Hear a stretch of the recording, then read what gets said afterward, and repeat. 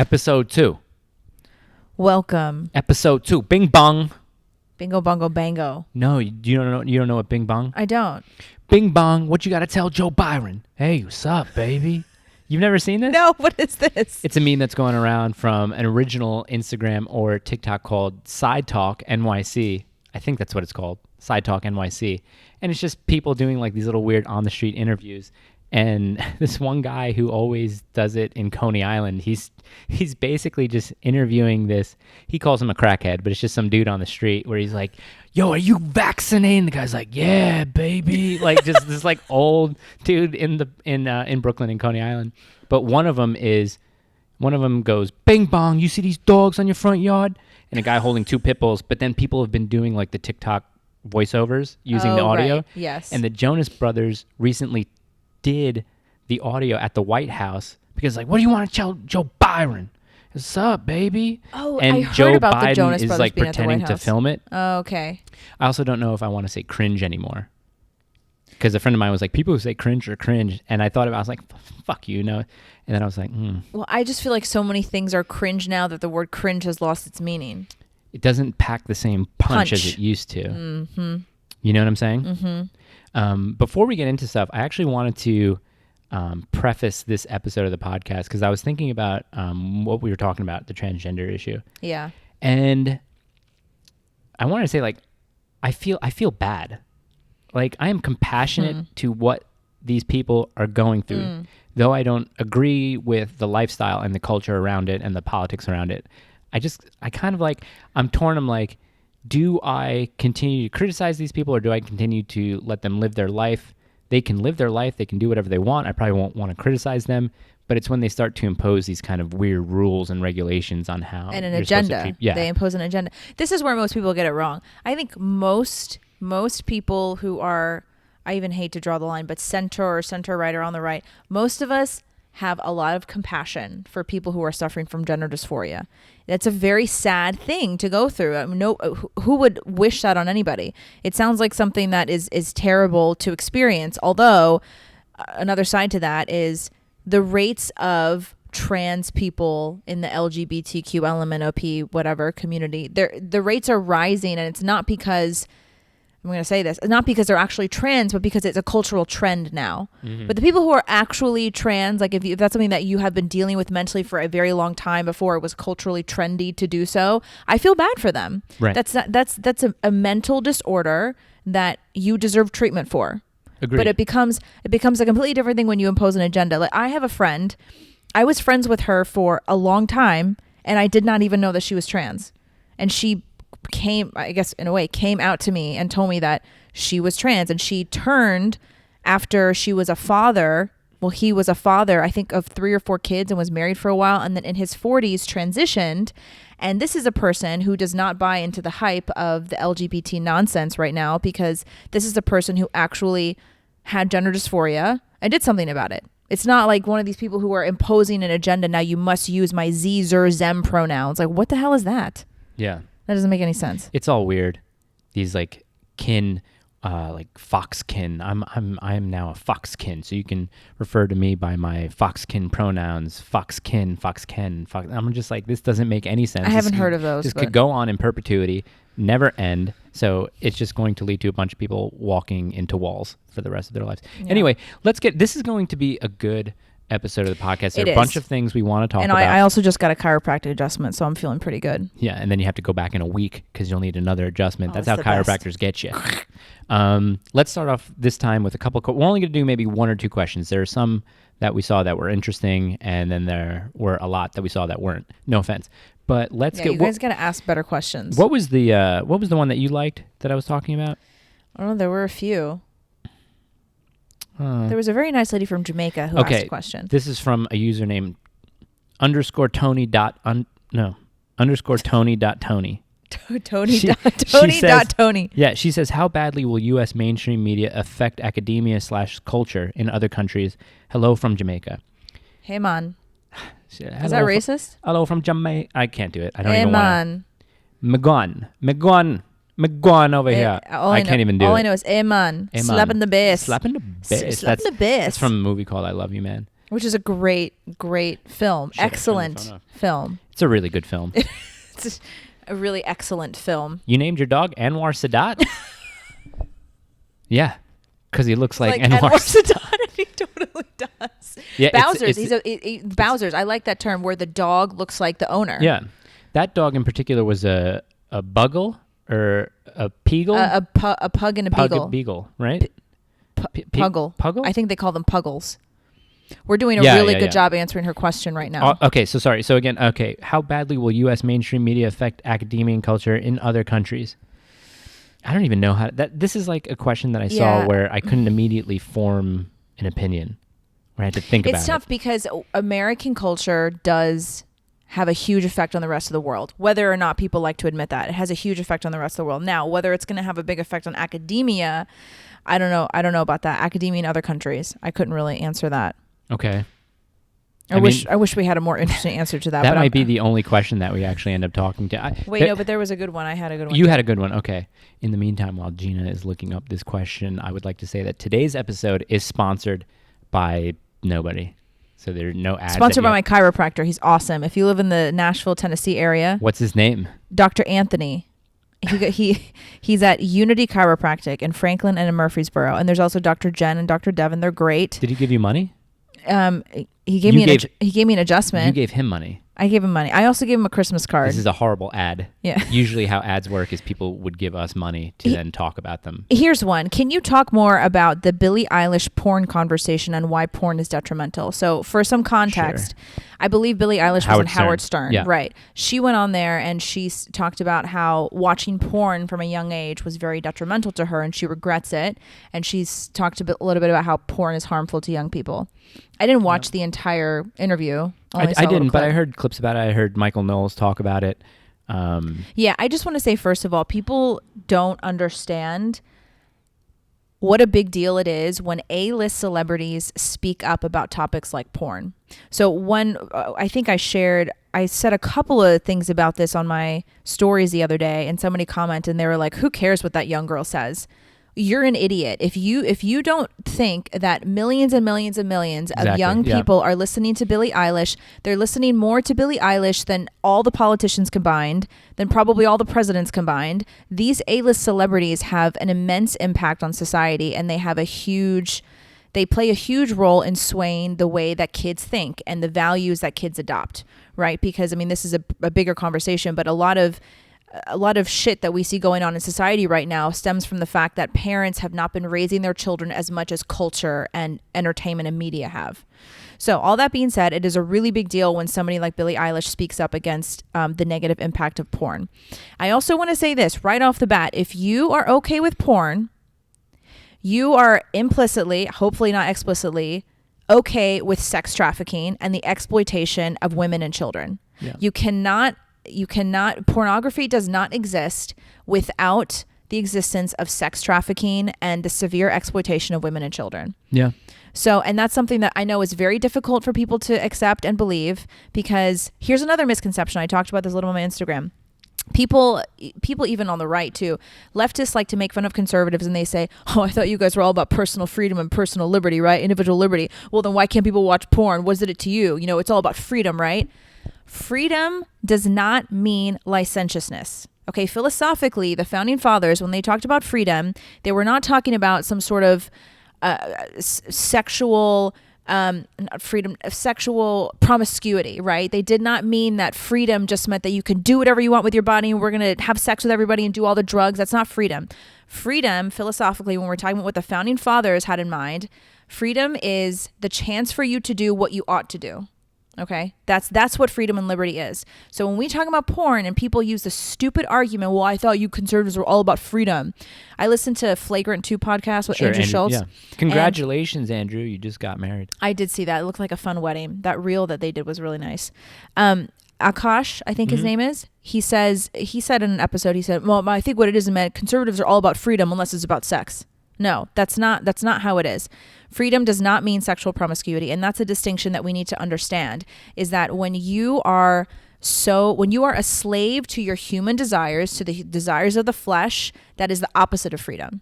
Yeah, I think so. I struggle with this because I'm not going to agree with, I agree with everything you said, but it's very hard for me to talk about that when I haven't necessarily turned the page on that, because I find myself, and it's not every day, it's not every week, but every so often, I don't look at porn just to look at porn or to watch porn.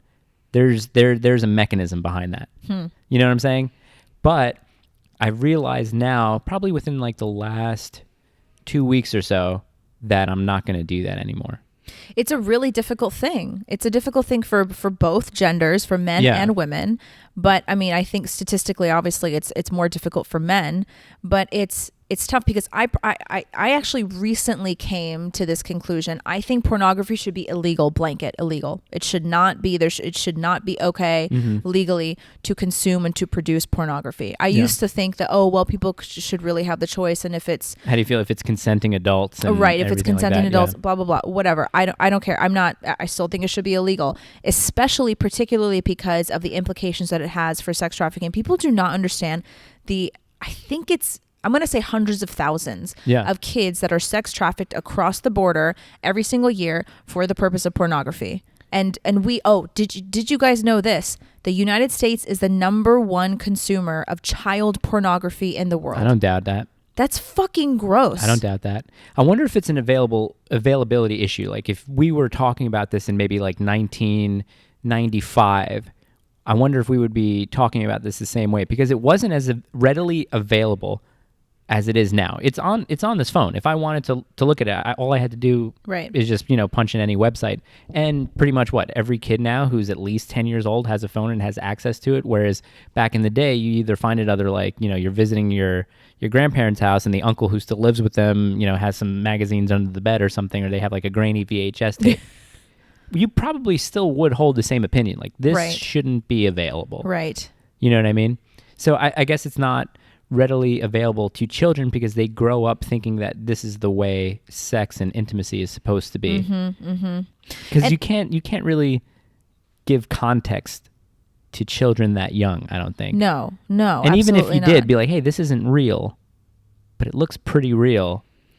And it really screws up. I think this is what Billie Eilish kind of said too. It really screws up people's ideas of sexuality and intimacy in very real, tangible ways. And she was watching some BDSM, so she was like, oh, this is what I thought sex was. Oh, gosh. I feel bad for her. And this week I wore pants that were long enough to cover the top of my socks. I don't feel self-conscious about that. All pants are long enough on me because I'm a midget. Here's another question, and then we'll jump into some of the broader topics that we wanted to talk about. Should Kyle Rittenhouse be doing this sort of media tour that he's doing? Mike has been wanting to talk about this for a while. I do, because listen, I am supportive of Kyle Rittenhouse. I think, as everybody knows, and he was acquitted of those charges, it was a justified shooting. He got rid of some pretty big dirt bags who were alive and walking the earth with us. Monsters. So I support him in that way.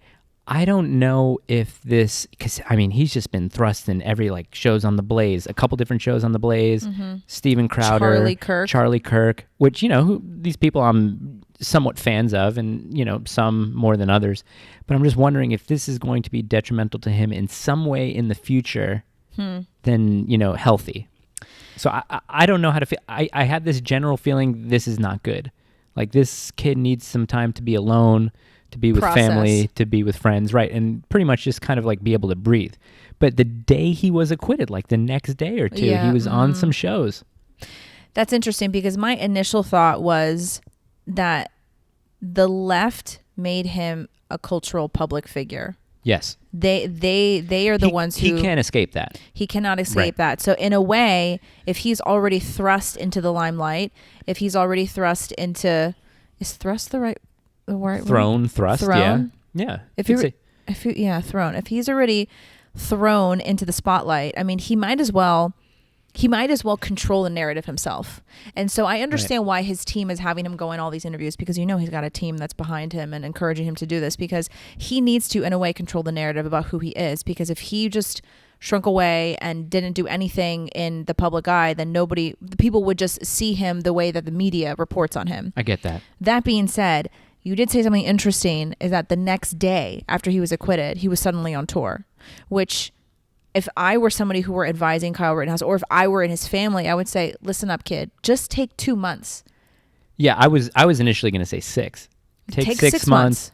Get all those lawsuits that you're preparing for. Like, get ready for those. Take a second. Yeah. Take a second. Yeah. He was just thrown into that so quickly. Yeah, because he can rewrite the public opinion. The public opinion of himself in 6 months, just as much but as he was much as just he can going in a on day. some of these shows, the Steven Crowder show especially, and they're asking him like, what type of women does he like? And he's like, oh, I like my women, that thick. was. I'm I just saw like, that clip. That was really the one. I listened a little bit to him on Charlie Kirk, like you told me to, and that was very uncomfortable. I was listening to all that. This is really awkward. Yeah, I think it's because you said something to me. I forgot. Yeah, you said this, that the right, a lot of people on the right are just, they're just making him out to be this hero. Yeah. They're like kind of obsessed with him. They're fangirling. Sure. They're fangirling, and it's really awkward. And I kind of think that's what he did on Charlie's show. I don't know. I don't even think that he wouldn't call himself a hero. I think he's probably said that in a couple. He's like, nothing that I did was heroic or whatever. I was just. But it's like the hosts that have him on, they treat him like they fangirl. This over is him. nothing against the hosts, because obviously, they have shows like we do. So if we're going to bring on a guest who we know is going to sort of elevate our show, or just we know people are going to be interested to watch this thing, they're going to have him on. So I don't put it on the hosts. I just feel bad that he's just being inundated with these. I just think requests. it's weird that he's speaking at AmFest at TPUSA. It's kind AmFest, of weird, right? That's weird. Kind of Why weird. is he speaking there? Yeah. And we were kind of talking about how much he probably got paid to it's speak like if there. OJ goes to go speak. I mean, Kyle Rittenhouse, innocent, acquitted, justified shooting. Right. OJ, I mean, he did that shit. But then he puts out a book, If I Would Have Done It, or whatever was the name of that book. Joe, how are we doing on time, buddy? 7 minutes? Okay. Maybe let's answer one more question, because so this is what happens. So the camera that we're shooting on, it's a mirrorless camera. It'll overheat at around 25 minutes. So we're just going to make sure the audio's fine. The audio can run for hours, but we just want to make sure that there, unlike the last episode, there's no big black box with text over it while we're talking. This is just dead air now. Now she's looking. No, I got it. Okay. I got it. People always talk about the U.S. splitting up. What is your opinion? Good, bad, why? Secession, right? Yeah, secession. Secession, to S-E. secede. Yeah, not Succession. Excellent TV I like show. how awful. I like Secession. how and I guess Union soldiers used to call the rebels, the Rebs, the Greys. They used to call them secessions. Is that secessions should be, well, there's a famous line in the movie Glory where it's, I forget which general it is, but they're rating, Atlanta was burned to the ground during the Civil War. It's insane how vicious and horribly the Union Army treated just even civilians in Georgia during the Civil War. I mean, they burned it to the ground. But while they're firing a town, and there's this general who Matthew McConaughey doesn't agree with his tactics. Not Matthew McConaughey, Matthew Broderick. And the general says, secessions should be wiped away by the hand of God, like the Jews of old.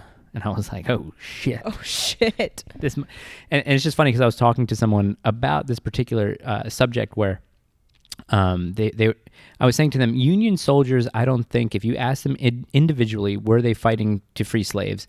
And the vast, vast, vast majority of them would say no, that they didn't really care about slavery. It was the politicians who did. It was the federal government who did. But I think individual soldiers, and on the other side too, and on the Confederate side, on the secession side, they probably didn't care about slavery. They were saying, okay, we're seeing this invading army come to our states. We have to protect it. And the same thing with the Union. They're like, oh shit, we're at war. Soldiers got to sign up. They probably don't care about slavery as much. There are some people who did, but I don't think. But anyway, that's besides the point. Do I see the U.S. breaking up, or if it did, is that at a net benefit or net positive? Yeah, I mean, you could have, let's say, Texas, Tennessee, and Florida were to secede. We would obviously be a very economically successful country, but I think people don't understand just what it takes to secede and to form a new country. I mean, we would have to. I mean, geographically, I can see that already. You have the two coasts, and then you have the rest of the states. Right. For the most part. California, Oregon, Washington. But so... You'd have to create a new constitution. I've heard this being said before, and I agree with it. There are no such thing as red states and blue states. They're all red states. They just have blue cities. Yes. Yeah. Right. I tend to agree with Right. that. So would secession be a good idea? I don't know. I mean, there are some states where even Vermont, which is a pretty progressive state, seems to have a lot of liberty involved there, where they're kind of like a New Hampshire where, live free or die. Right. But then you have states like New York, California. Because it's like New Hampshire, you don't have to wear a helmet when Maryland, you're on a New Jersey. motorcycle, right? Where? In New Hampshire, you don't have to wear a helmet. There are a couple states that have no helmet laws. Right. Yeah. Florida too? I think any state that has liberal gun laws, medical freedom laws, and no state income tax, Right. those should all be put into one side and then line up all the other states. Yeah, but you think about California too, it's actually really sad when you look at the map. It's just the major cities that are very, very blue, and the rest of California is red. Yeah, and California is huge. Yeah, California is massive, Yeah. and you've got everyone who isn't in a major city. I've got some family that lives a few hours outside of LA. I've got a really good friend. He and his family live a few hours outside of San Francisco, and like these areas are super red. It's Trump country out there. Yeah. It's crazy. Yeah. And then you just drive a few hours into the city, and it's just Portland. yeah. For the most part, San Francisco. Gosh, yes. Okay, so what we're going to do is we're going to really quick hit the record and the record button again on the camera, but we're going to keep on talking. But the next topic that we're going to talk about is going to be a fun one. So Joel, hit that button, baby. Not recording. And recording. That's fun for the people who are listening. Are we good? Dead okay, we're air.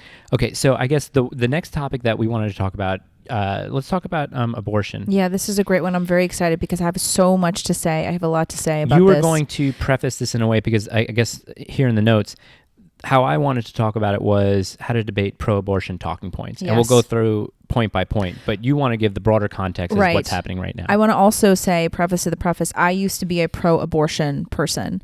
And I want to preface this whole thing by saying that there is no such thing as pro-choice versus pro-life. These terms are propaganda.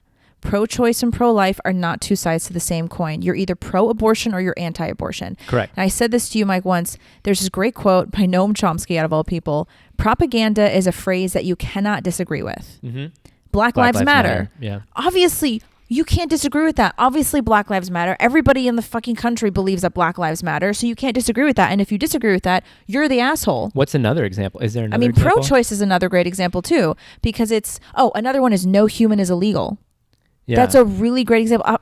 No human is illegal. Of course, I don't want a human to be illegal. Right. But you can be here illegally in this country, and you can be an illegal alien. Yes, 100%. We need to talk about immigration one day because I have very strong views on immigration. Episode 3. Episode 3. It's gonna be a great topic. Let's start talking about this. Just before. So pro-choice versus pro-life. Pro-choice is another one of those propaganda phrases, right? Pro-choice. Obviously, everyone should have a choice, right? You can't disagree with that. Right. These are not two sides of the same coin. These are propaganda phrases. Pro-choice has nothing to do with the child in your womb that you are killing. It's like when they call abortion women's health care. Oh my gosh, reproductive justice. Reproductive health, It reproductive makes me rights. sick to my stomach. I'm cursing a lot today, but what the fuck are you talking about reproductive justice? Yeah. It makes no sense. Okay, so that's kind of how I want to preface this. You're either pro-abortion or you're anti-abortion. So you go ahead. No. I was just saying, like, I know people.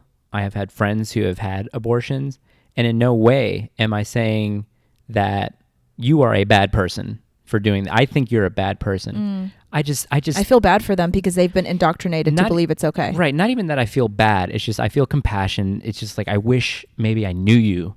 You know, when this happened, because I think 100% of them I didn't know at the time. Right. And obviously they probably wouldn't even tell me about it until after anyway. Yeah. So it's just I don't, and it's gonna suck because I know a lot of hardcore conservatives will be like, no, they are bad people.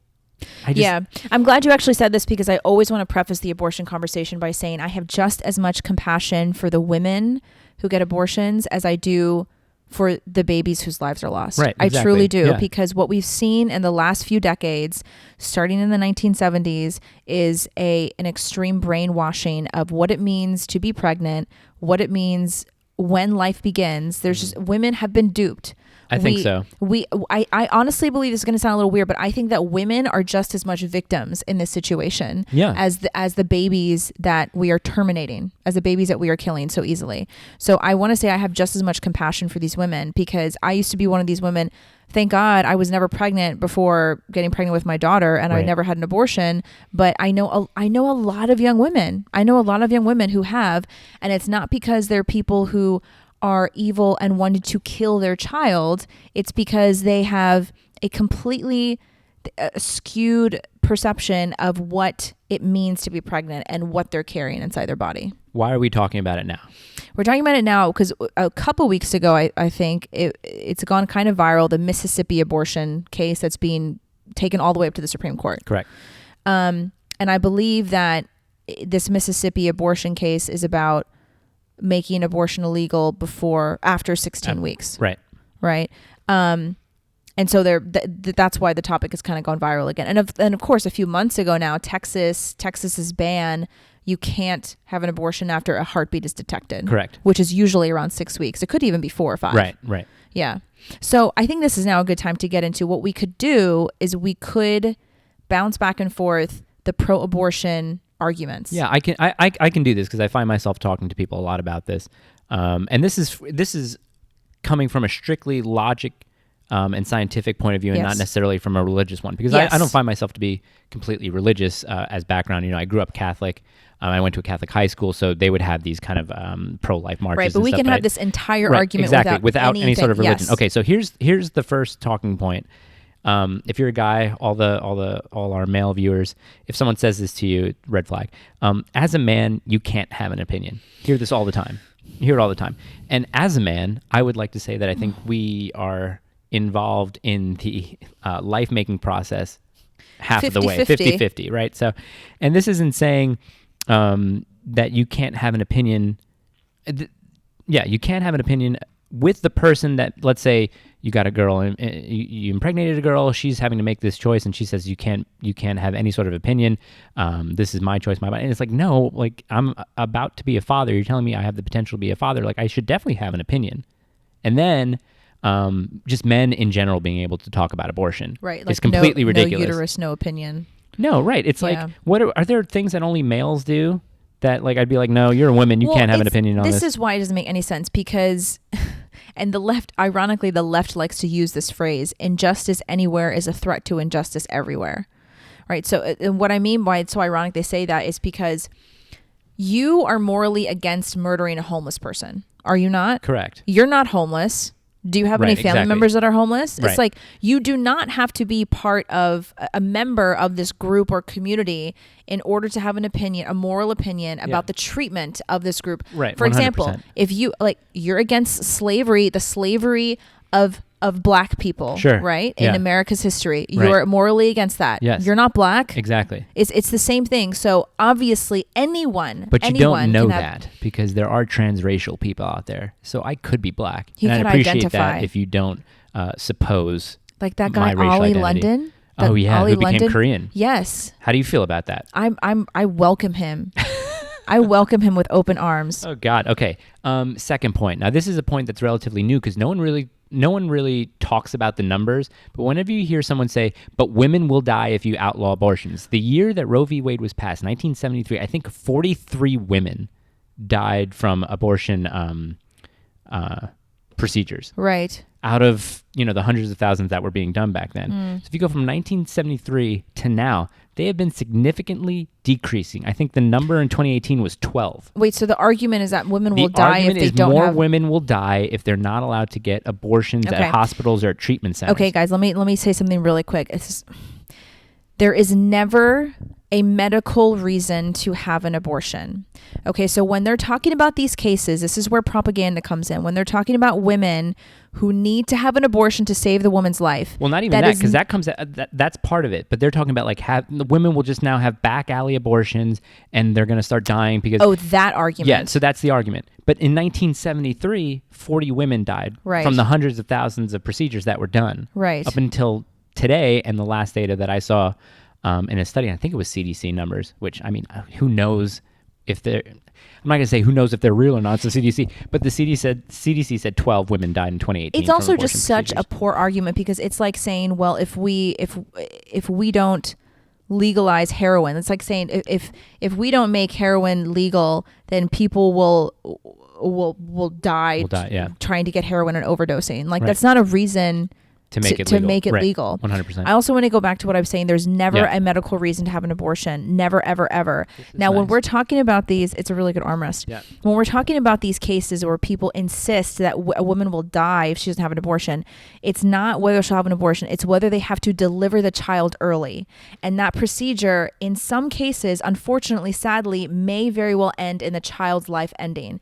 But it's not, they are not intentionally killing the child when they deliver the child. They are delivering the child, or I don't want to get too graphic, or they're removing the child from the uterus because it is a threat to the mother's life. They're not intentionally killing the child. Yeah. They're removing or having an early delivery of the child, which sadly in many cases will result in the death of a child.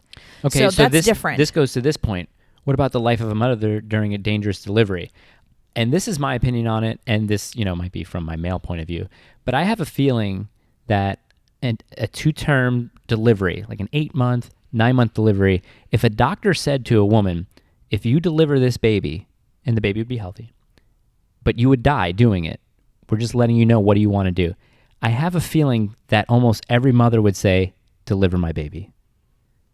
I don't even want to get into this because I'm going to get really emotional because I just gave birth 10 and a half weeks ago. And so my daughter had shoulder dystocia, and that's when, so my OB told me early on in my pregnancy, before we even knew that she was getting. Were you a high-risk pregnancy? I was a high-risk pregnancy because when I was 20, I was taking birth control, which is why women should never, ever, ever take it. And I almost died. I got blood clots. Mm-hmm. Long story short, when you have blood clots once, you're at a very, very high risk to get them later in life, particularly when you're pregnant, because estrogen levels rise. So when I was pregnant, I was taking blood thinner shots every night, and just you're automatically labeled as a high-risk pregnancy because you just could have blood clots. And if you have blood clots, it's like an instant miscarriage. Yes.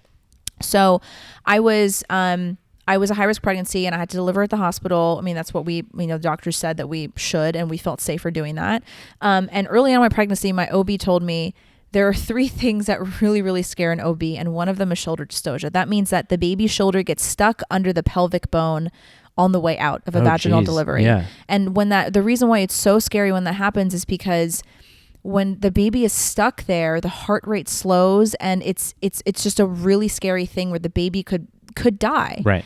And there's actually a really terrible story. I believe she was like one of the Real Housewives. She opted to do a home birth, and the baby had shoulder dystocia. Oh, no. And they lost the baby because it is a matter of seconds, guys. A matter of minutes. And she was like right across the street from the hospital. Really? And they still didn't make it, and they lost the baby. Oh. So my baby had shoulder dystocia. My pelvic bone was not as wide as we thought it was. She was 8 pounds exactly, and she was stuck coming out of me, and she was stuck for 60 seconds. And my husband watched my doctor yank and pull and put all of his strength and might into trying to pull my daughter out of me, and she was stuck. And it was the longest 60 seconds of my life. And if that doctor had looked me in the eyes and asked me, are you willing to give up your life right now to save this child? I would say absolutely yes, please save her. So yes, I would say most cases when we're in a situation as a woman and as a mother who's been carrying the child for 9 months, it's your blood. I mean, I'm not even going to get into what changes in you when you become a mother. Right. Obviously, there's so many women out there who would say, yes, please take my life to save my baby's life. I think so. I think so. Moving on from that, when people say you don't care about babies once they're born, what about kids who will grow up poor and unwanted? This is the thing where you say, okay, so do we just go to orphanages and just shoot kids in the head because they're unwanted by your standards? Who do you think donates the most time and money and resources to helping kids who are orphans and in need? It's religious conservatives, 100%. You dummies. Yeah. Statistically, every single year, plenty of data on this. It's religious conservative people who donate the most time to nonprofits and charities. They donate the most money to nonprofits. They donate the most time to volunteer. Yeah. These are the ones that take care of the children who are in need. And it sucks that, I understand why, people have to be vetted in order to adopt, but it just sucks that there are so many kids in the system and so many willing parents who are just having to wait for such long amounts of time to be able to adopt kids. Yeah. And now there are more parents waiting on the list to adopt kids than there are children who need to be adopted. Oh, really? Yes, there are. And this is something that Matt Walsh talks about a lot. And you can look it up. It's true. There are more parents out there who are willing to adopt than there are children who need to be adopted. So that argument is so stupid. And then even on top of that, some people also like to attach to that. AOC loves this one. AOC, when she speaks, I swear I lose brain cells. She says, oh, well, conservatives are always against government sanctioned childcare programs. So you don't even want the kids to be taken care of. You idiot. We are against government sanctioned childcare programs because we actually care about children. We do not want the government to take care of children. No. Do you want daycare to be like the post office? No. Do you want daycare to be like the DMV? Sometimes. Then take a number? Yeah, take a number. No, I mean, not at so all. this is such a stupid argument because we are against government sanctioned programs because we believe that the state should have nothing to do with families and children.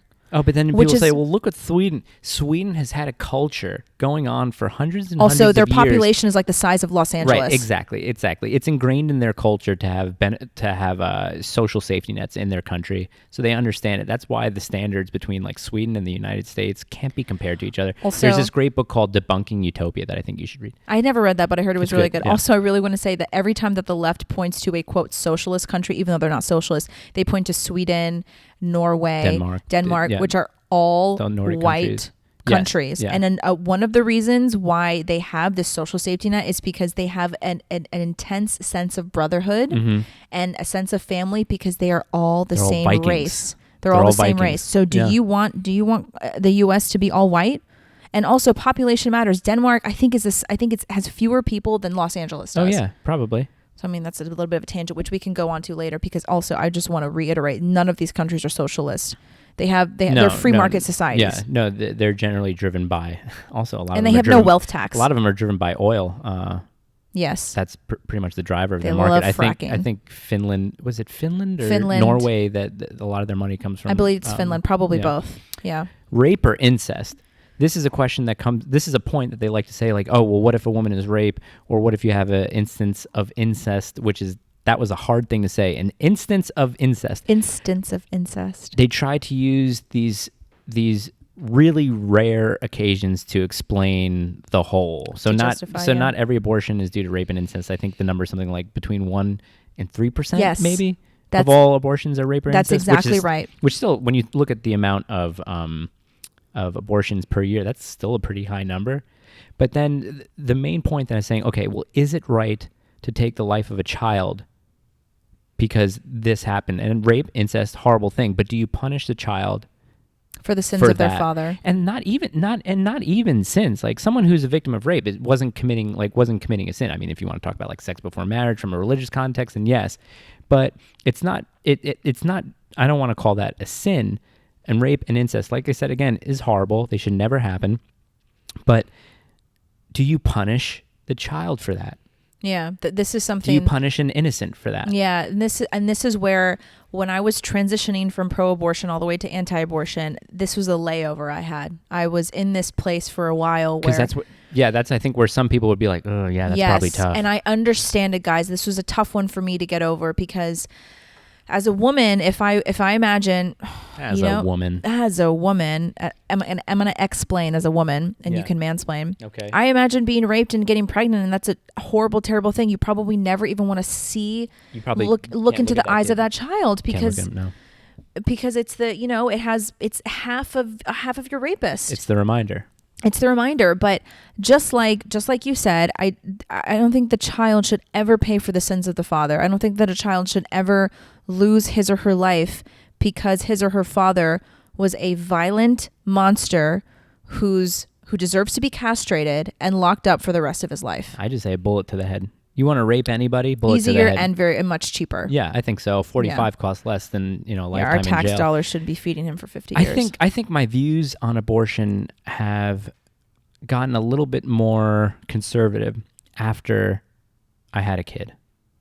Because the rape or incest question used to be one like, oh yeah, then how can I argue with that, or any of the other points that we talked about. But I think after looking my daughter in the eyes, I just say, God, like how can I ever advocate for killing kids?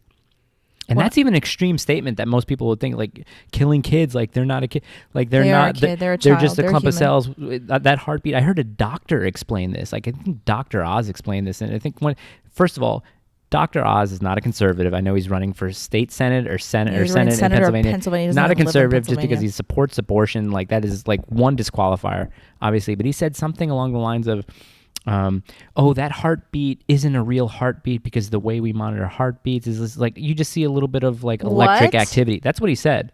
There's an interview that he did where he was on the Breakfast Club when he talked about this because I think Charlemagne asked, well, how do you stand on abortion and this heartbeat bill? And that's what he said. Okay, let me just pause really quick and say something about men who are pro-abortion. They are the weakest, most spineless beta males to have ever walked the earth. What good are men if you're not going to protect the innocent, protect women and children?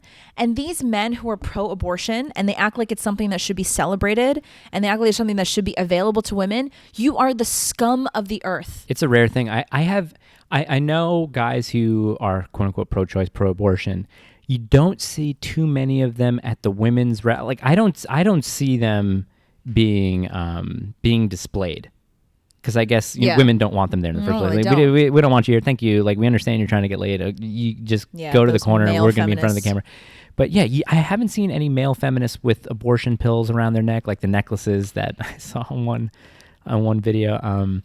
Yeah, I don't see them. But I would tend to agree. I think they're spineless, but I think I just think they're uneducated and they haven't really done any sort of research or looked at it from a logical or even from a moral point of view. Like I said, I think any male feminist is just someone who is trying to get attention, someone who's just trying to make friends with people that trying to make probably friends. wants to have sex with. And that's the meme. The male feminists are just guys trying to get laid. Okay, so I want to go back to... Not a good lay, by the way. I want to go back to this, the questions about basically putting a limit to when human life begins. When it has a heartbeat, when the baby starts moving, when the baby can feel pain, when the baby has brain activity, right? You see the left and pro-abortion people put all of these markers. And of course, the markers keep moving and they're always shifting because life either begins at conception or it doesn't.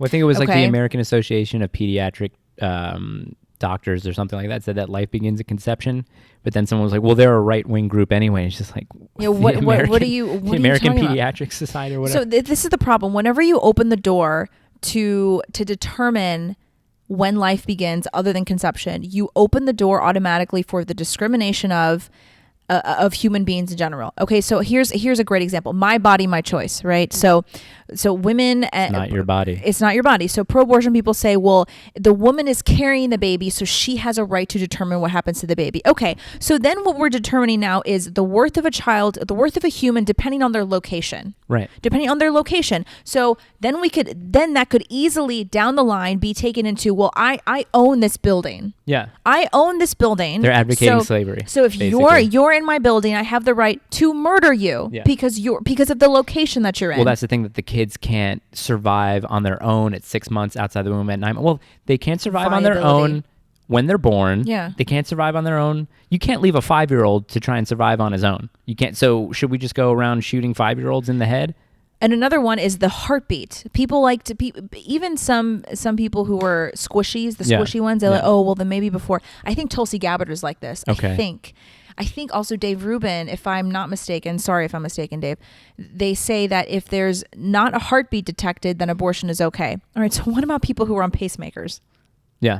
Who need a device to have a heartbeat? Or people who are in a coma. People they're who are not in conscious. a coma. Conscious is another going, well, they're not sentient, they're not conscious. Okay, well, while you're let's sleeping... pull the plug on all these coma patients. While you're sleeping, you're technically unconscious, can I shoot you in the head? You could just see all of these arguments start to fall apart. They've never thought about it. They've never been challenged by it.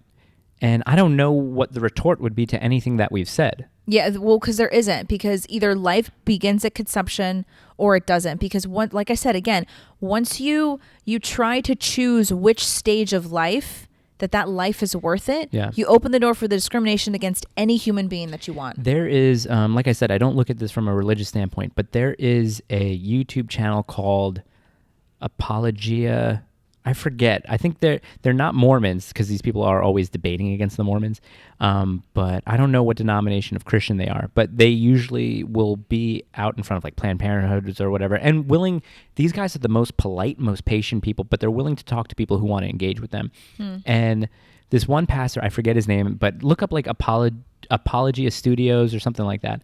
But a pastor was getting involved with this woman who was basically giving the same points that we were giving, and she was kind of running out of things to respond with, other than like personal remarks against him or just kind of making fun of him.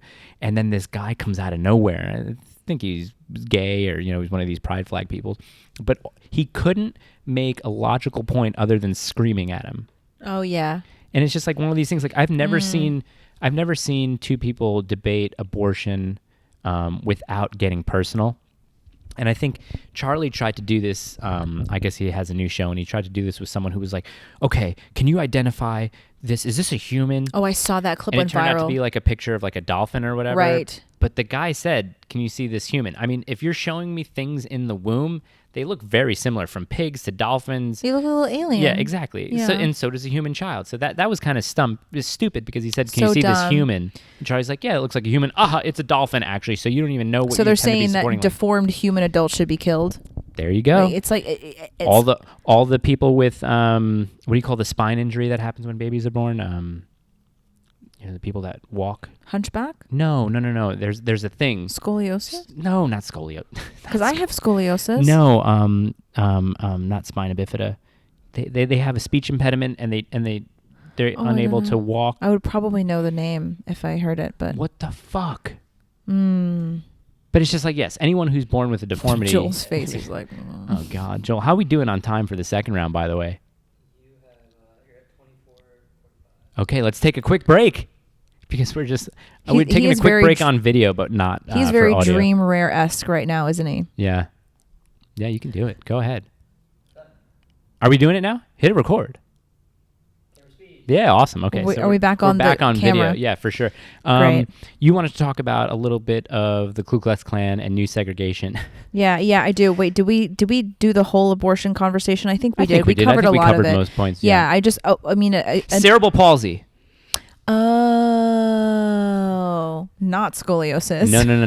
It's just like saying, well, if you knew the child's going to be born with Down syndrome or cerebral palsy, 100% of Down syndrome babies are aborted in Denmark. That is so sad. I know. That's I so think in sad. Iceland that they were passing legislation. I just think one more thing I want to say. I just think Sure. it really says so much about where we are as a society that we determine the worth of a human being Who tried to do on that? their I believe on It was whether maybe- they're handicapped. It was maybe the last century. Who did that? I mean, It's just a lot so of people sad. did that. I think they were responsible for, the killing of hundreds of millions. This guy apparently only killed like 6 million.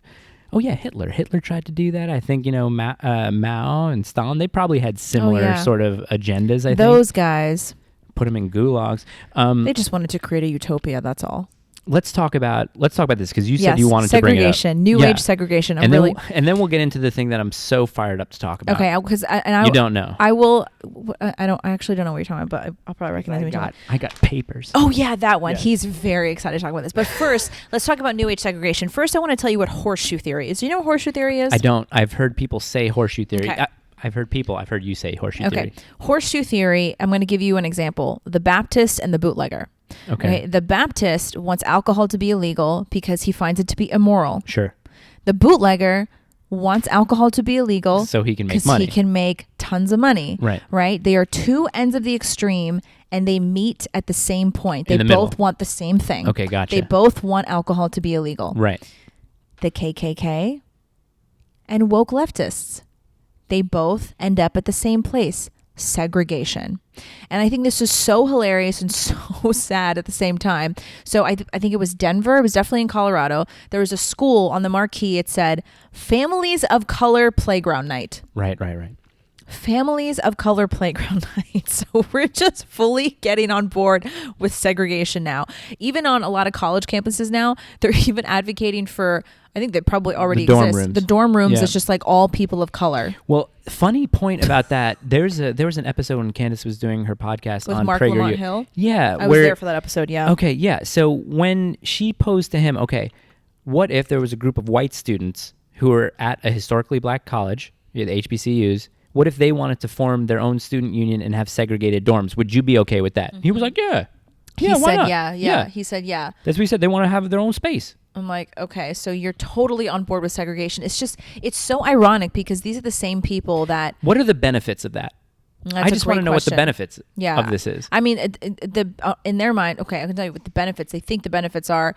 It's because they actually believe that people of color need a safe space from white people because white people are the enemy. They're the devil to them. But I don't get it because it seems like a college campus this should be the last place that's happened. You know, you go to college to. The primary reason anyone is in college is to learn. It's not to find yourself. It is not to party. Right. If you want to find yourself, skip college, take a couple of years off of high school, go to college, then take a couple of years off, find yourself. You don't go to college to find yourself and party. And I think that's why a lot of people are sold that you go to college, you figure out who you are, blah, blah, blah. You go there to learn. So I don't understand. And you go there to be exposed to so many different types of things, whether it's people, whether it's ideas, you know, everything like that. And it seems like the college campus is the last place to have segregated anything. I know. Yeah, because that's the true. If this would have happened at college when I was there, they were like, oh, those are the black dorms, those are the white dorms, those are the Asian. I'd be like, wait, what? When did you graduate again? Okay, see, I'm aging myself. I graduated college in 2006. I graduated in 2011. Okay. Do you feel old? You were born 84. I was My born husband 84. was born 85. I don't feel old because I don't look old. When's your birthday? November 25th. I had COVID. We just missed it? Yeah, I had COVID on my birthday. So I am also one. Why didn't you tell me that was your birthday? I don't tell people that it's my birthday. I don't tell people either. I don't do that. I don't offer myself birthdays. up. I don't do the on Instagram like, hey, happy birthday to me. Oh, I can't stand when people do that. It makes me so uncomfortable. Joel, do you do that? Do you advertise your own birthday? Hold on, let's get. Right now is the 25th, so I can throw you a party next year. Thank you. No, I don't. I didn't even have a birthday party. Okay, yeah. Yeah, I mean, nobody knew when my birthday was this past birthday. Right. They're friends who I've had for years, obviously, that know it's my birthday. But, you know, newer people that I meet, I don't really. I love birthdays. I love wishing people a happy birthday. I like to go to birthday parties. For the parties. benefit of me, like when I see someone who posts like, oh, you know, today's my birthday, I will reach out so quickly. It's your birthday, happy birthday. I don't offer that information. Yeah, same. I don't. I like to have quiet, personal time on my birthday. And I honestly think birthdays should be for the moms. You know what I mean? My mom's the only reason why I'm here. It's my birthday. Love you, Mom. Thank you, Mom. Yeah. Send you a card. Yeah. I'm ready for a card next But yes, October 7th for my daughter's birthday. Okay. I'll get you one for that. Thank you. But yes, graduated in 2006. So I was in college during the time of like, you know, the early Iraq wars. And even then there weren't many protests on the college campus. I went to St. John's University, which is a pretty well-known university, but it's also Catholic. I didn't know Catholic that. school my whole life. I didn't know that. From the fourth grade I know when on. you had mentioned that earlier in this episode. I did not know that. No, graduated with a degree in history. That's like which I was thinking. You don't even want to know what my degree was. It's I know so what your embarrassing. degrees are. Yeah, because I put it on Instagram. Do you know that Gina went to Harvard? But I went for grad school, so it's not as impressive. I think it's still impressive. It is. Oh, well, you said, they'll take anyone for grad school. They'll take, the acceptance rate is like 60%. Are SAT scores taken into, no, not for grad school? It's just your performance in undergraduate. And plus, I went to the divinity school, which, I mean, you know, it's competitive for a divinity school, but you don't I'm not kidding when I say some of the dumbest people I ever met were at Harvard. Do not major in any liberal art major if you go to college. Please, do not go to college if you're doing that. If you were 17, 16 years old and you're watching this, doubtful. I haven't got any metrics on that yet. You should come work for us instead. No, but seriously, really, really think about what you want to do. If you want a liberal arts degree, you don't have to go to college. Please, please don't. Just go to the public library. I'm begging you. It was one of the biggest mistakes I think I've ever made in my life. Yeah, I mean, look, I don't regret the path I took at all because it got me where I am. That sounds so cliche, but I do. I say the same thing. If you are planning to go to college to major in some idiotic liberal arts degree, don't say lesbian dance theory. I hate it when people give that. Just like, don't. No one's really majoring in that. Yeah, but I think it's a funny one to say lesbian dance theory. It is. Okay, so getting back to these college dorms, what did you want to? Oh yeah, so we're celebrating segregation now, and so I back to your question. What is the benefit of this? Yeah. Why do woke people? Why are they okay with this? Because they justify in their head that it somehow supports and empowers minorities. Because it's all under the entire premise of intersectionality can come down to one thing, which is oppressor versus oppressed. And so they truly believe that if you create a safe space for minorities, for the oppressed, then it's totally okay that they're segregated. It's what's famously called the bigotry of low expectations. Yeah. That's what that is. And it's inherently racist. It is inherently racist. You have to be more sensitive to just like in Oregon, other groups based on the color of their skin, and that you don't think they'll be able to compete or exist in the same world as other people because of the color of their skin. Yes. I think is inherently racist. It is. I'm telling you. So I have 2 family members, my cousin and his wife. They both work in the school systems in New York City. This is an anecdotal example. Yeah, it is, but it's very telling. And my cousin's wife tells story after story every time they visit for the holidays how they intentionally bring in more minorities into their grade, and they are instructed by the school administration to pass them no matter what their test scores are. So she had children, they would sit down in front of the computer and the word hello came on the screen. They could not read the word hello. And she was forced to pass them through because they're minorities, like middle school. Oh, well, this is reminiscent of the story. What was it in California? In Oregon, they just passed the governor just passed policy saying that minorities don't have to pass any tests. A white lady. It's just so insulting. I mean, if you are a minority, don't you think this is so insulting? Of course, I'm not a minority because I'm Asian. I'm pretty much white because we just perform too well in this country, apparently. On the hierarchy, I think she exists higher than me, but I'm mixed. I am outwardly facing white. You have Latin in you. Yeah. And to be honest, so you're oppressed. I've put on my college applications, I put when I'm going to get background checks for my guns, I put Latino. Where's your red hair from?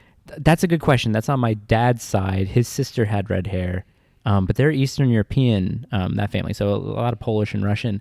I have a bunch of Russian tattoos. But yeah, the red hair, we don't know where it came from. Both my brothers have red hair as well. Really? So people thought we were triplets even though we're separated by 3 years. It must be so funny for people to see your mom cart around these 3 redheaded boys. My dad made the unfortunate joke once. That she was the nanny? Yep. A lot of people mistake her for the nanny. Was he in trouble when he said that? Yes. Yeah, he was, yeah. That was, I think, my mom has a look, a lot of my friends were scared of my mom.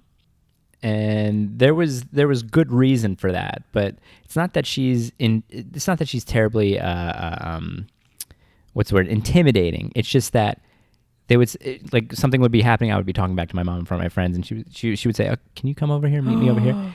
And then you would hear the unloading in Spanish, and that's what. Do you still speak Spanish to your mom? Sí, cuando ella me llamas, platicar en español con mi mamá. Okay. Okay. A lot of my friends say that I sound like a gay Puerto Rican when I speak Spanish. He does a little bit. A little bit, yeah. I'm going to replay okay. this portion of the episode just to see if you do. We could put that out there. But yeah, Joe, how are we running on time for this? Because I kind of want to read this letter to you. Okay, let's go into the letter. I think we talked enough about segregation. Okay, let's stop it and then record it. I'm still going to talk because I'm going to get this ready. Mike's really stoked about this letter. Oh, God. Okay. I mean, he's... Camera speeding. My goodness gracious. Camera speeding. So I came across this op-ed by a friend of mine, my friend Emily, who lives in California. And just a little bit of background about Emily. Like Emily, I don't even know if I should talk about her background. Also, Emily is such a popular name. She'll know that I'd be talking about her. But Emily was living in LA, vaccinated, and she had a pretty severe bout. She wasn't hospitalized, but she had a pretty severe bout with COVID. I think like her symptoms lasted like a month, and they were pretty heavy symptoms. That sucks. We've both had COVID. Yeah. Yeah. My personal experience was not that bad. No, mine was akin to a pretty bad flu. My wife was just kind of headache and the taste and smell. We assumed that the baby got it only because she had a fever for like a day and a half. So we were like, we have to. I mean, they're not affected as much. Yeah, and I know your family has had just, kind of... yeah, my mom got really sick from it. Yeah. Yeah, so we don't... Which we can talk about another day. I want to preface this again because we preface a lot of things. I don't care if you get a vaccine or not. I support your decision to go get one. Yeah. I mean, they are proven to really help with hospitalization. Prevent hospitalization. Yes, exactly. Yeah. But like COVID... Which a lot of conservatives don't like to admit. No, they don't. But it's true. COVID treats everybody differently. Everybody has different reactions to it. Everyone has different symptoms to it. The severity is different among different people, and the vaccine would do the same thing. Okay, so the vaccine is not a one. I mean, the government's saying get vaccinated. That's it. You don't have to worry about it. But apparently, now with Omicron, now you need a subscription, a booster every 6 months. So she sent me this op-ed, and should I put a link in the YouTube to this? Okay. Yeah. Let people read this atrocity. The title of it is To the Unvaccinated People I Love, which is written by a guy named Micah J. Murray. And she just sent this to me, and just to trigger me, because she DM'd me saying, "I've got something here that'll trigger you." Can I read his bio really quick? Yeah. So people, do you want to? people could just have the context of what a tampon this guy is. Okay, but if you go to his website, the bio is even longer. Okay, but you could read his Instagram His bio. Instagram bio is Minister of Deconstruction, Prophet of Natural Spirituality. DM me about your existential crisis. Like, this dude is calling himself a prophet. What a tampon. It's if you read this thing, this thing is rife with narcissism and virtue signaling. And I'll point that out. I want to read it. It's 6 pages. It's not a very long read, but I want to stop after everything just so that we can, not after every paragraph, but just so that we can talk about the points. Right. So it goes on. This is the start of this. Yesterday, a group of doctors representing all of the major healthcare systems in our state published an open letter in the Minneapolis St. Paul newspaper that reads, in big blue letters across the top of the page, "We're heartbroken. We're overwhelmed." The letter goes on to say, "Our doctors, nurses, and people working in healthcare are doing everything we can to take care of you when you're sick, and yet every day we're seeing avoidable illness and death as a direct result of COVID-19. But I don't need to open a newspaper to know that doctors are heartbroken and overwhelmed. Because I'm married to one of them." That's a virtue signal. For 2 years, I've watched my wife work on the front lines of the healthcare battle against COVID in our state. In the early days, we didn't know how bad it would be. We read stories of young doctors dying in Italy. We talked about life insurance and wills. We tried to prepare for anything. You can die sitting on your couch right now. You have a higher chance of dying driving in your car to the grocery store than you do of COVID, this guy's age and demographic. You should be talking about life insurance and wills from the moment you get married, even before that, being engaged. I need to get life insurance. One of the first things I did after we got married was I got life insurance. Shit, because I God need to do forbid that. anything happens to me, the wife and family are taken care of. I really need to Wills, just in case that. I mean, I have a rough will drawn out at home, like on a piece of sketch pad paper, which I probably should actually pay attention to. Because like I said, you could die at any moment. Everyone's going to die. I continue. All that first year, while a lot of people complained about having to miss haircuts or wear a mask at Target, she went to the emergency room over and over and over again and worked 10-hour shifts in head-to-toe protective gear. Okay, so that she left did her deep- job. Exactly. God forbid she does her job that She she and her- willingly signed up to do. 100%. No gun to her head. She and her colleagues tried to make plans for what would happen when their system was... And listen, while I'm reading this thing's going to sound mean, but I have no sympathy left for these people anymore. Zero. They begged people to flatten the curve, and they waited for the vaccine to be developed, the one tool in their battle against COVID that might give them a chance of winning this war for good. When the vaccine was ready last year, healthcare workers were the first to get their shots. She got hers in December. She was so excited. Not only did it protect her while she worked to save lives in the emergency room, it also meant that there was an end in sight for the nightmare of 2020. Oh, why did this guy use a semicolon? All he would need is a comma. Anyway. Also meant that there was an end in sight for the nightmare of 2020. First of all, do you know how much media confusion that there was on this vaccine during 2020? Everybody, every single person on the left, every mainstream media outlet, with the exception of Fox and all the other ones, which are maybe like 2, said, do not take this vaccine if It's Trump dangerous. is behind it. Yes. Maxine Waters, Elizabeth Warren, Kamala Harris famously Yes. said, I don't know. I would take this with a grain. I don't think I'm going to be taking it if Trump's involved. What happens as soon as Biden is elected? Everybody get that vaccine, line up, vax. TikTok fucking Stephen videos. Colbert. Oh, I cannot. This did trigger me almost in a way. When she sent me this and I started reading it, I was like, there's nothing scientifically or even logic based that this guy is sending. It's all a virtue signal. It's all coming from a place of narcissism and elitism that is just so rife among people nowadays, and it is such a detriment to our society that people think like this. Like we said, we don't care if you get the vaccine or not. We will talk to you. If you want to come to me and say, I'm really thinking about getting this vaccine, all that I'm going to tell you is talk to your doctor. Yeah. I mean, I you have friends you who've seem like a gotten it. healthy person. I would probably advise against it. I'm not a doctor. I'm not a healthcare professional. But that also doesn't mean that I can't do my own research. I can't read studies. Maybe, I have to look up some words in the dictionary. But I mean, this is one of the things that he says later on. He's like, my wife has a medical degree, so I'm definitely going to trust her. Oh yeah. What? There's a term for that, like the authoritarian, like Argument from authority. Ben Shapiro argument talked from about it. authority. Yeah. I mean, Yeah. and obviously, like, if one is a lawyer or if one is, has their doctorate in biochemistry or something like that, they're not even their opinion, but when they talk about things, they do have a degree of authority where, you know, you can understand and you could be, okay, like this guy knows what he's talking about. When it comes to things like social sciences, or I have a doctorate in education or a doctorate in anthropology, then it's like, okay, well, you don't, But you're not even when it necessarily comes to vaccines, I want to do a side note really quick. I don't know, do you follow Robbie Starbuck? He's running for Congress here in Nashville. I don't really go to Starbucks all that much. Robbie Starbuck he's a really great guy. I know him personally, and I really hope he wins a congressional race here. He's got no medical background at all. This dude has spent hours and hours and hours studying the research on vaccines, reading all of the medical journals. Carly's the same. He has the subscriptions to the medical journals, right? And I'm sure Carly too, they are proof that you do not need to have a medical degree to understand vaccines. If you can read, and if you have the time and the willingness to just to get into the material, you don't need to have any sort of medical background. So that's a really stupid argument from authority. It's been a year since, and there's no end in sight. Not because the vaccine doesn't work or because the healthcare workers aren't still busting their asses every day in the hospital, but because not enough people are getting shots. Still, she goes to the hospital 5 days a week and tries to do what she can. It's her job. But she gets paid to do it. But like all the other doctors, she is demoralized and heartbroken. I will say this time of, he wrote this December 16th. This time of year, hospitals are overwhelmed every year over year over year over year. It shouldn't be a surprise, okay? Like any ICU doctor, ICU nurse this time of year is going to feel like this, is going to feel overwhelmed. But again, this is what you sign up for, okay? This is your job, and you get paid pretty well for it. It's not like you're volunteering. Well, a lot of them would say like, no, like ICU doctors.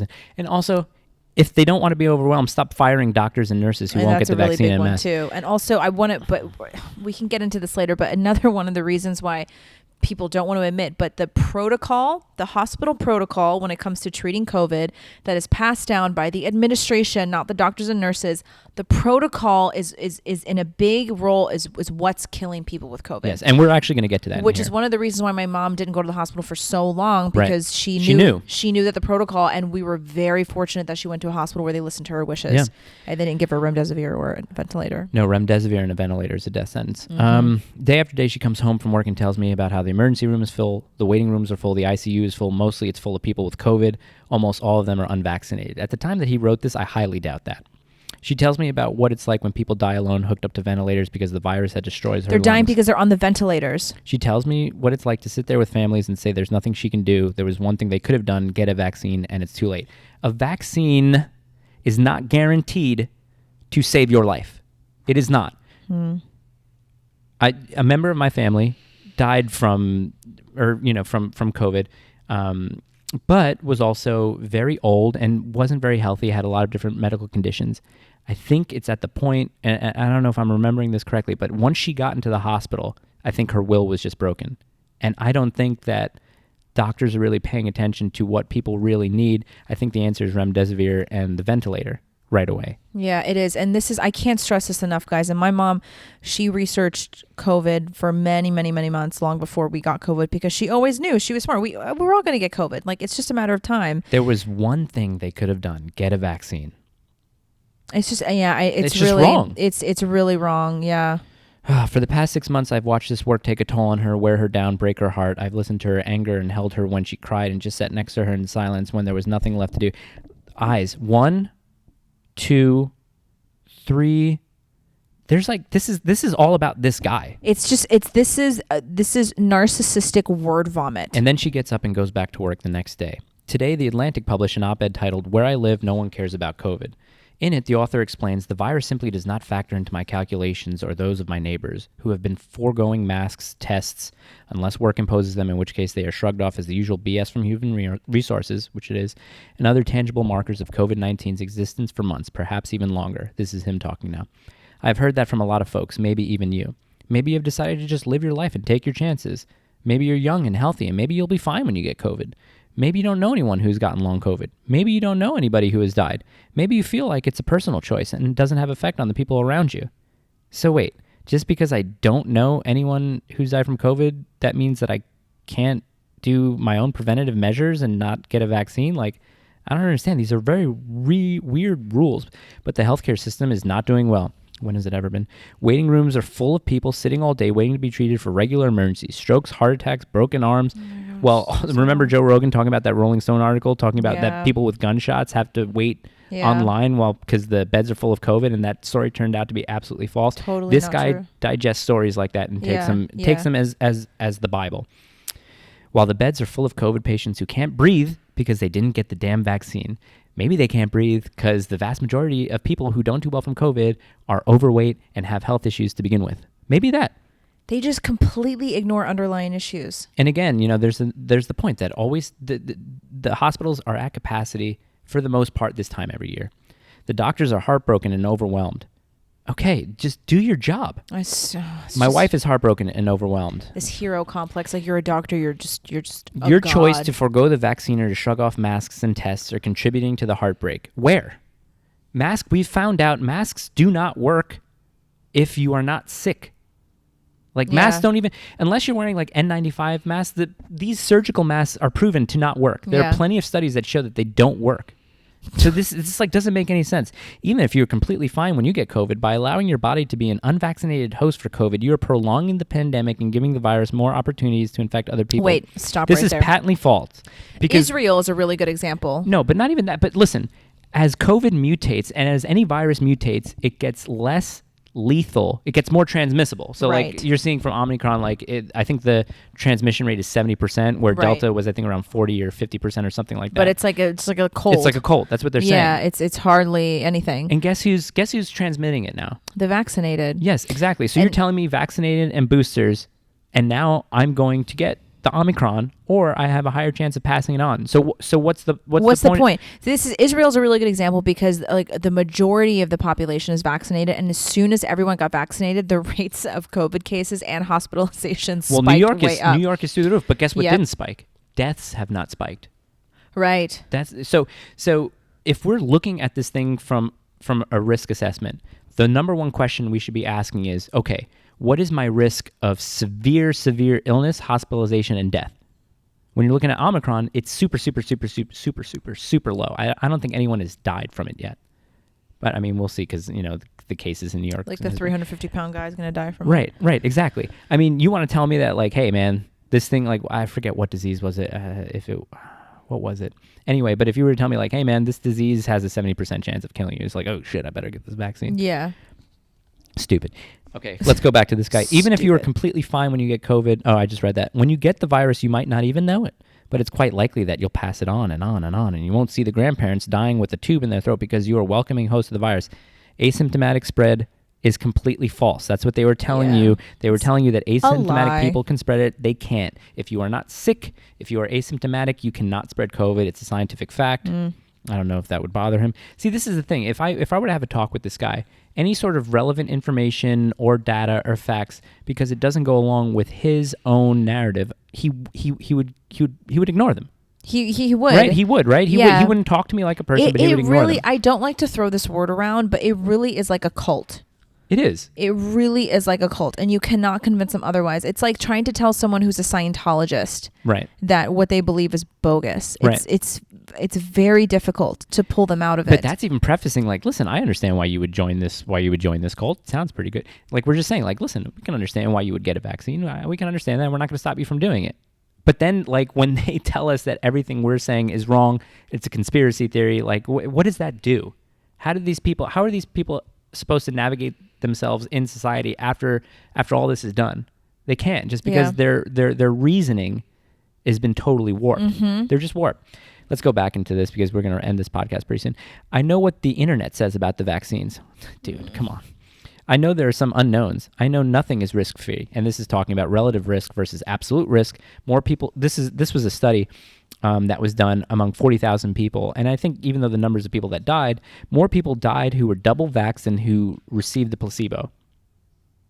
And I know it was among 40,000 people. And really? Yeah, and the numbers of deaths were still low. I think they were under 100 out of 40,000. But still, like, that's a risk that you would need to know. Yeah. I also know that if I had a chance, my wife would tell you that, by all reasonable calculations and nearly universal consensus among emergency room doctors, no. I don't ever want to hear universal consensus when anything scientific is being talked about. The risks of COVID are extraordinarily higher than the risks of the vaccines. I just wrote, you're just generalizing an entire population.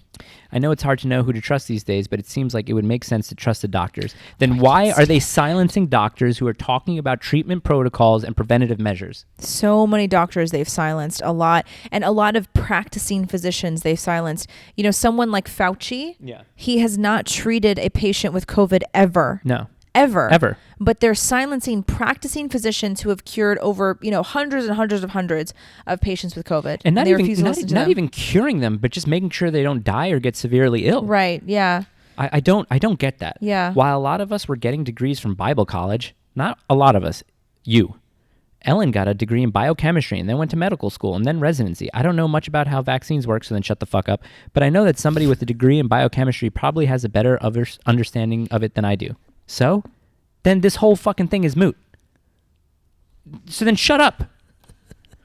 I know there are rumors that the vaccines cause paralyzation. Not rumors. They do. Yeah. Not on a massive scale, but they do. They do. That the vaccines cause death. And blood clots. People have testified before Congress of their kids dying from the vaccine. That's the sole cause.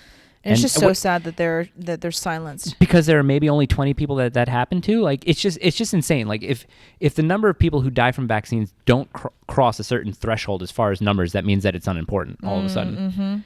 God, if this was the case, it would be in emergency room doctors who would know. After all, that's where dying people usually go. So because your wife hasn't seen it or the media doesn't report on it, it's not happening, according to this guy. But the emergency rooms are full, and not from people dying of vaccines. It's full of people like you, unvaccinated, beloved grandparents, healthy dads, pregnant moms, people people who thought the cure was worse than the disease. They were wrong, and my wife is the one has to have to watch them die. She could do something about it. Oh my gosh, yeah, maybe not give them remdesivir and put them on a ventilator. So go onto the internet, do your research, learn everything you can about the risks of the vaccine, the risk of the virus. I can understand that. No, you cannot, because if you did, this thing wouldn't fucking exist again. And I'm just saying, but you just said your wife has a degree, so we should probably believe her.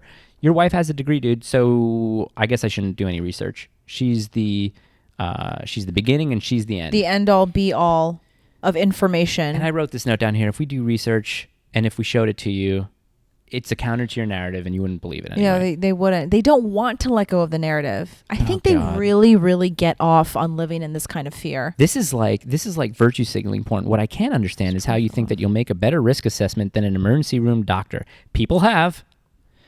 Unless you also have a degree in biology or chemistry, unless you've also spent the past 10 years dedicating your life to learning and practicing medicine, unless you've also spent the past 2 years. Listen, if I went to the doctor with COVID right now, to the emergency room, they would most likely give me like aspirin and say, go home. It's like the flu. You got aspirin.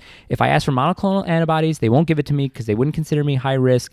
And they would just say that I don't qualify for it. Yep. They wouldn't prescribe me ivermectin. They wouldn't provide me a Z-Pack. That's what happened to my husband. They wouldn't tell me all of the vitamins that I should probably take. They wouldn't give me a nasal spray as a preventative. This is why people are ending up in the hospital. Exactly. And it just makes no sense. If I went to your fucking wife, she wouldn't tell me to do anything preventative, or she wouldn't tell me to do anything that would be beneficial to my treatment other than give me a fucking aspirin. Yeah, and my husband went to urgent care with COVID, and the doctor looked at him, wouldn't go near him from across the room, and he said, "There's nothing you can take.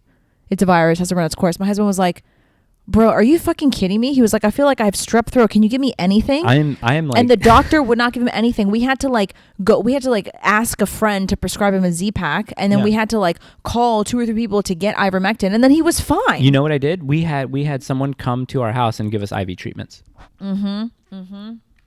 Yeah, we did that too. Yeah. I didn't talk to one doctor because I knew. It's crazy. I didn't. So many people are being denied monoclonal antibodies because they're not in the right demographic. I mean, it's just absolutely stupid. It's crazy. It's the protocol that's killing people. That Dr. McCullough had that really insane story about how one of his patients, he went with him to the doctor, and the doctor asked him, "Are you vaccinated?" And the patient said, "I'm not going to tell you that. I'm not going to answer that question," because he was there for monoclonal antibodies, because he knew that if he said that he wasn't vaccinated, or if he was vaccinated, he probably wouldn't have gotten them. This thing of not wanting to treat people because they didn't get the vaccine is just... It's absolutely ridiculous. It really is. It's evil. It's pure evil. Let's go back to this. We're on the last page here, and then we'll wrap it up. I don't think you're an idiot or a bad person for not being vaccinated. Clearly you do. Yeah. Clearly. Give me a fucking break, 3 dude. minutes? Okay, let's actually pause this for a second, and then we'll get into the... Can you just hit the record button there real quick? Micah Murray. Yeah. That's this guy's name. Speeding? Okay. Though the situation seems obvious to me, I know that it is because of my proximity to someone deeply involved in the fight against COVID. I know that we are all shaped by our communities, by the information we have access to, by our particular relationships and experiences. I know that our convictions are mostly subconscious and that logic has very little effect on what we believe. Yeah, and obviously it has no effect on what you believe. Speak to your fucking self. Not speak to yourself, but speak for yourself. Like, I'm sorry that this is probably the most animated you'll ever see me. Yeah, this is the most animated I've ever seen but you this, for sure. This shit hits me hard because I've had like this guy. I've had family members who have passed from this, and if they probably would have gotten different information that was being suppressed, they may not have died. They may not have gotten as sick as they did. You know what I mean? So it's just like. And I'm going to tell you, I only know 2 people who died from COVID, and they were both put on a ventilator. Yeah. And that was what killed them in the end. I don't know if this guy is looking at numbers, but I think, 80% of the vast majority of people who are dying from COVID are over 65. 65. Might even be over 70 or 75. And even those people are over 70. Yeah. As you get older, your risk of dying becomes greater because you're getting older. And this is not me being insensitive to people who have passed or got really sick. It's just the way life works. Okay? So it's like... I don't know where did I get the fucking shit at? I don't expect you to change your mind. This is my favorite. As the poet Glenn Hansard sang, when your mind's made up, there's no point trying to change it. Oh yeah, I remember that line. From the movie Once, great movie, great soundtrack. He's talking about a breakup. He's not talking about making medical decisions when it comes to COVID. You fucking brick. I call people bricks. This guy has the IQ of a rock. No, I don't even want to say anything. Someone in my DM says he has a room temperature IQ, which I kind of really I like that saying now, just because I guess no one sets the room over 75 at any point. Yeah. But I wanted you to know that in our house we are overwhelmed and heartbroken. Oh. You're virtue signaling again. I have absolutely no sympathy for you, and I love you. No, you don't. You do not. I cannot think of you without feeling the weight of your contribution to the crisis that is crushing the doctor that I love. Wait, what?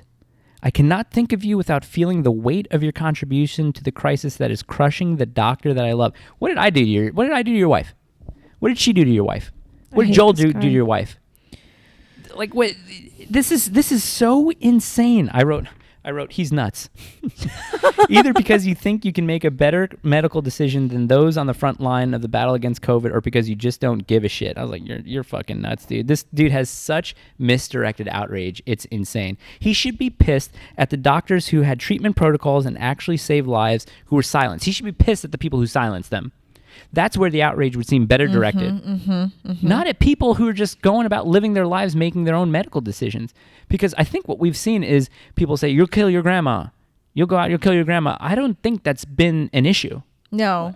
Just by the numbers, like I could be wrong, but I don't think, kids coming home from school, I don't think there are any cases of kids going to school getting teachers sick who have died. Maybe I would say probably under 100. Yeah, I would say probably under any. 50. I don't think that's the case. Yeah, what were the statistics on dining in restaurants? Oh, that it's such a low chance of actually getting COVID from dining out in a low, and you still restaurant. have to walk in with the mask on, and when you sit down, you can take it off because COVID doesn't affect you when you're Either eating. way, it hurts. It hurts her, and it hurts me to see it.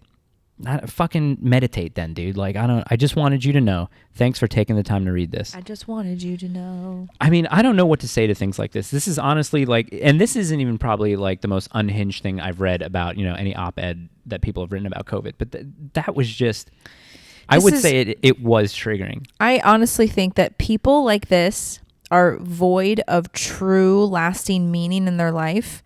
And they are finding meaning in this pandemic. They're finding meaning in the fear of this pandemic. Carly said about this guy because we read his bio, and he's one of these people that leaves the church, because he was going to seminary school or whatever, and joined a progressive church, and that progressive church failed, and then just all these other things.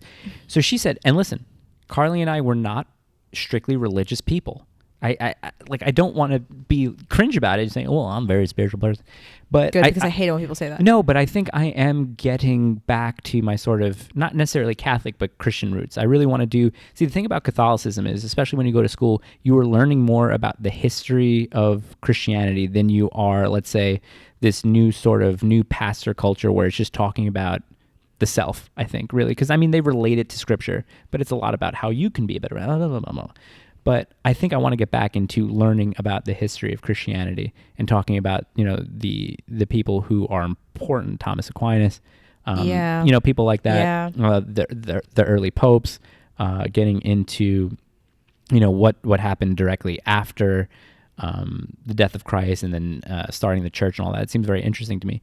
But Carly said this, and I'll let you say something, but she said, it seems like the people who leave the church find themselves worshiping themselves on social media. People who leave the church and find social media end up worshiping themselves. This is, she really nailed it. And something that Michael Knowles recently said, he said that instead of let thy will be done, let my will be done. And this shift most of the ills of our society can be attributed to this shift. Oh yeah, I think so. I mean, and it's true. And so this is why another phrase I love is that progressive Christianity is more dangerous than atheism. Mm-hmm. Progressive Christianity really is a danger to our society. And it produces the weakest of men, it produces the shrillest of women, and it breaks down the family, and they are just devoid of any true logic, and they're devoid of truth. Yeah. Because it's this postmodern thing of, well, my truth is, no, there's just one truth. And so one thing that you were saying about getting back to Christianity, one thing that brought me back to Christianity after being an atheist for most of my 20s is studying the history of Jesus and the history of Christianity. There is more historical evidence of the resurrection of Christ than there is of you being born. Really? There is more historical evidence of the resurrection of Jesus than there is evidence of you or I being born. That's really interesting. It's very, very interesting. And so I think that it's a very unpopular thing to say that there is one truth, but the thing about Christianity is that it's the only religion in the world that is historically proven and sound. And it's the only religion in the world that hinges on a real true figure that walked the earth, and his entire life and his resurrection is historically accurate. That's really interesting. Yeah, and to the point about, this whole progressive Christianity and talking about me or my or I, what recently I've found that I've been doing is, I don't know if a lot of people that, but I'm a photographer. That's my profession. That's what I do, freelance photographer. I started to say, I'm not going to use the phrases my work. I'm instead going to say the work. I saw the caption that you wrote. Because I really like that. It does a disservice to the people who are involved in these photo shoots that I do, and I don't like. And I'm saying but I'm like, I want to make a conscious effort not to talk about myself or praise myself or anything like that. And I find myself drifting away from that. And I think we become much happier as human beings when we get away from the self. My pastor at my church, he says this a lot. He says it really makes him mad when pastors say my church. Yeah. My congregation. He was like, it's not yours. Yeah. He's like, yeah. The church, he's like, the yeah, congregation. yeah. He's like, you have been chosen to serve this congregation. It's not yours. It doesn't belong to you. The podcast, this particular episode, is running close to, it's at 1 hour, 27 minutes. Brought to you by, that's a long one. I know. That's what I'm saying. So we're going to end this now on a positive note. We'll see them next week. Yeah, are we gonna talk about immigration next week? We can. Maybe. Make sure, whatever. We'll make a list. Things happen every day that are probably, meant to be talked about. But like I said, I really want to start interacting. We really want to start interacting with you guys. So please drop comments. Like the videos, like and subscribe. I've been doing this at the end of every video where I should be doing it at the beginning, telling you guys to like and subscribe because, who knows how many of you have made it to this long. And if you like the episode, share it with somebody. Send it to somebody. Please text it, DM it. Mm-hmm. Shout it from the rooftops. There's a YouTube and there's our Instagram. So I'll put the Instagram down here. And Spotify. I'll put it in the descriptions as well. There's Spotify. It's on Apple Music. So listen to it, watch it any way that you can. And we were so happy to spend this time with you. Thank you. So happy to spend the time with Joel, too. Thank you, Dream Rare. No. Lookalike. We will give him his own identity. His name is Joel. Bye-bye.